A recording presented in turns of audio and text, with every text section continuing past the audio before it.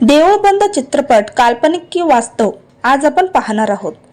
देऊळबंद हा चित्रपट पाहिल्यावर अनेक जण म्हणतात हे आपल्या समाजाचं खरं चित्र आहे, तर काही लोक म्हणतात हा धर्मविरोधी आणि काल्पनिक चित्रपट आहे। पण खरा प्रश्न आहे, देऊळबंद आहे की आपली विचार करण्याची झापडबंद आहे? सर्वप्रथम एक गोष्ट स्पष्ट करूया, देऊळबंद हा एक काल्पनिक चित्रपट आहे। तो माहितीपट डॉक्युमेंटरी नाही आणि त्यातील सर्व घटना अक्षरशः घडल्या आहेत असा दावा देखील नाही। पण प्रत्येक काल्पनिक कथेमागे काही ना काही सामाजिक वास्तव दडलेलं असतं।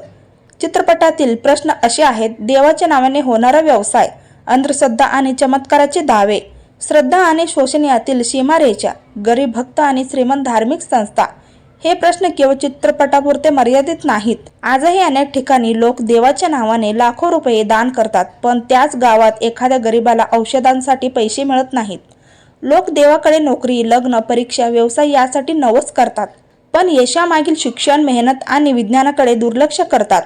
मग प्रश्न पडतो, देऊळ बंद आहे की विचारशक्ती बंद आहे? चित्रपट काल्पनिक असू शकतो, पण तो विचारायला लावणारे प्रश्न खरे आहेत। कारण अंधश्रद्धा खरी आहे, फसवणूक खरी आहे आणि श्रद्धेच्या नावाने होणारा व्यापारही अनेकदा खरा आहे। कोणत्याही चित्रपटात आंधळा विश्वास ठेवू नका आणि कोणत्याही धर्मगुरूवरही आंधळा विश्वास ठेवू नका।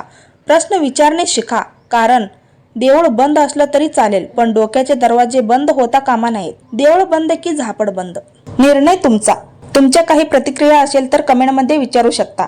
व्हिडिओ आवडल्यास लाईक आणि शेअर नक्की करा। अशाच माहितीपूर्ण व्हिडिओ पाहण्यासाठी चॅनेलला सबस्क्राईब करा।